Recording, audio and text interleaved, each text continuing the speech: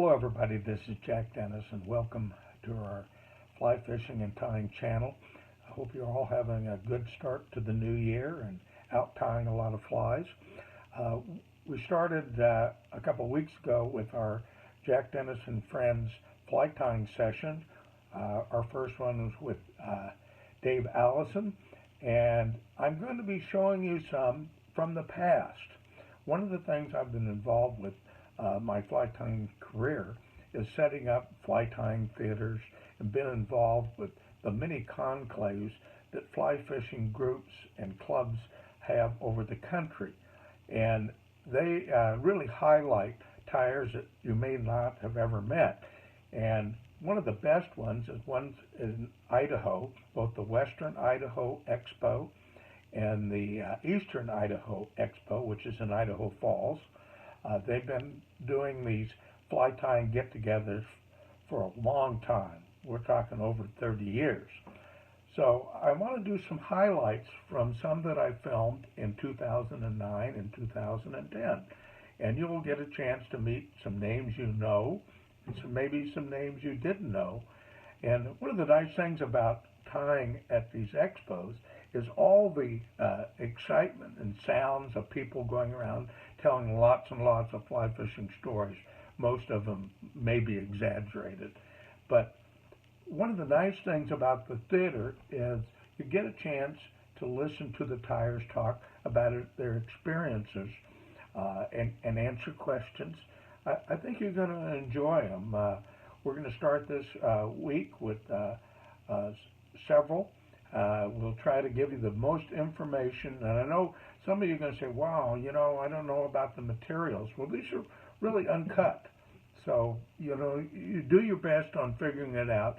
But I think you're going to enjoy the interaction with the crowd and with the tyers. And really uncut and I think extremely fun. Let's get going.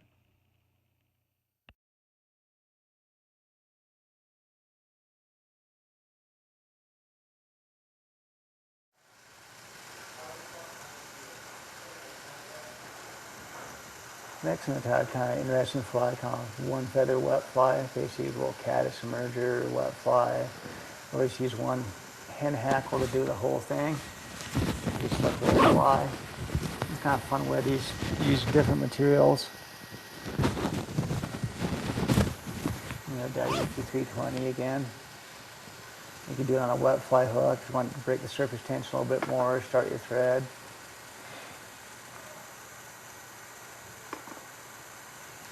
Kind of cover the hook shank there, kind of little base for your materials.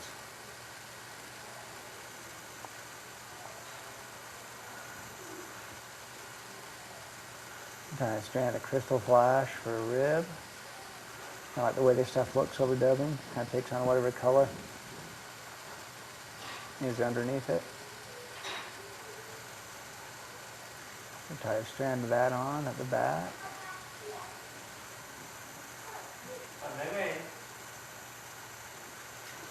Crystal flash can roll back on salvage will sometimes do. Won't hurt anything, will actually wrap it, so it'll be taken care of. You can just fly any color, just olive dubbing sitting in front of me, so I'll just use that. Good caddis color. And then some fine dubbing, you could use Antron. You could use hare's ear, squirrel dubbing if you want to coarse your body.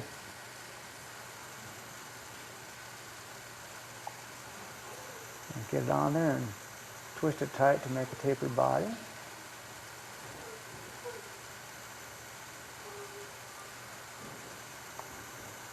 Question with dubbing, use less and add more later on. Be mean to it.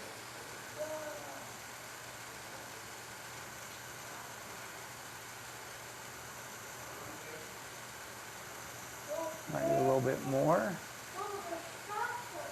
You get straight in instead of trying to unravel and do it. Just take your scissors and cut off the offending hairs. It's a lot easier, it's quicker, and it comes out better looking.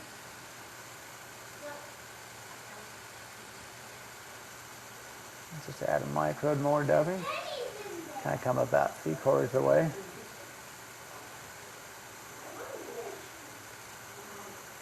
All right. And we'll rivet. And Kind of nice segmentation, just a little sheen. Gonna catch your eye, maybe imitate air bubble. Nice segmented body. And easy with tie some slippery stuff sometimes. Actually just twist your stuff around the thread rather than actually trying to wrap it with your thread first. And that way you catch it and it's not going to come undone. Good way to deal with like slippery ribs. Snip that off there.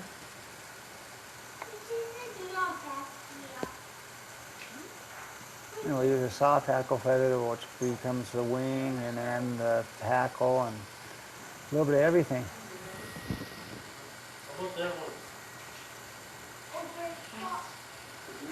There's a lot of different soft hackle feathers out there.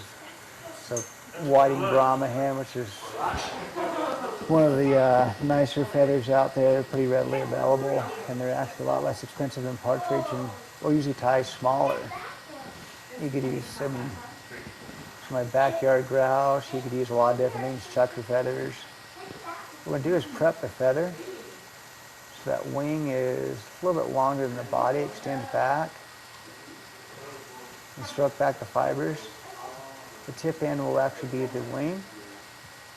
And it's real similar to, it's the lost and spent partridge caddis as far as this wing process goes. Just tie them lightly.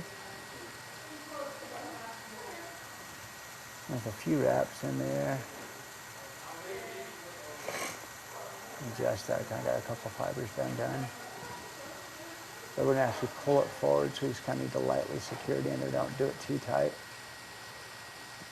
And just smash it out with my fingertip, which kind of holds it in place, which is also the way to deal with like buyout wings on like a print snoot. We've got like 3 wraps, 2 wraps. Now we're going to adjust the wing here.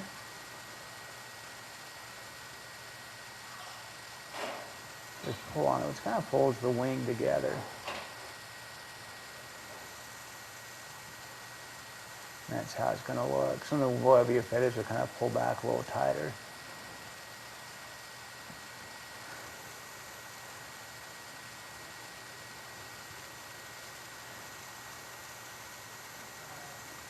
What we'll do next is pull this back, which essentially puts the curvature going back on the feather. Because we're going to wrap that. Your wet flies hackle style, you want it kind of cupped back. And by dumb luck, when you tie it in and pull it back like that, it comes back to the right position every time. You've got that thicker base of the stem too to kind of use as a handle. You don't need to use hackle pliers.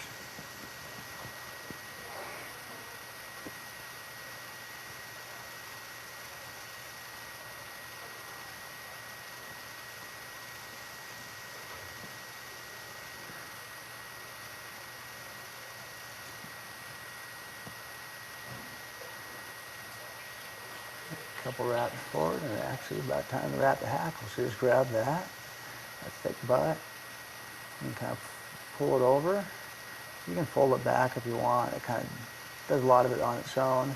Just kind of hold it in place with my fingertip. You could use a hackle ply if you want. 2, maximum 3 wraps, and just tie her off. It's not going to be perfectly organized there, but we're going to fix that in a second. Stroke it back and just wrap over the base of the butts. Just going to fold it back a little bit neater.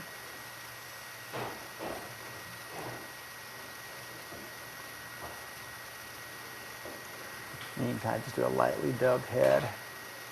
You can kind of adjust those fibers if they're kind of gone candy wampus, kind of pinch it in place, twist it a little bit if you need to. You can use Doug, but having the same color. You could tie antenna. We'll tie some antenna on this one for kicks. Just a little crystal flash there. A little diving caddis. And you could use a thread head. I kind of like a dubbed head.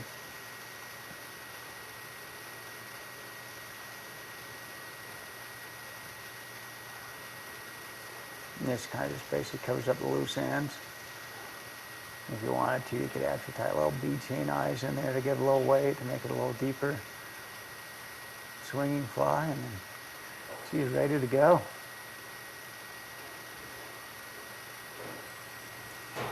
One Hackle wet fly.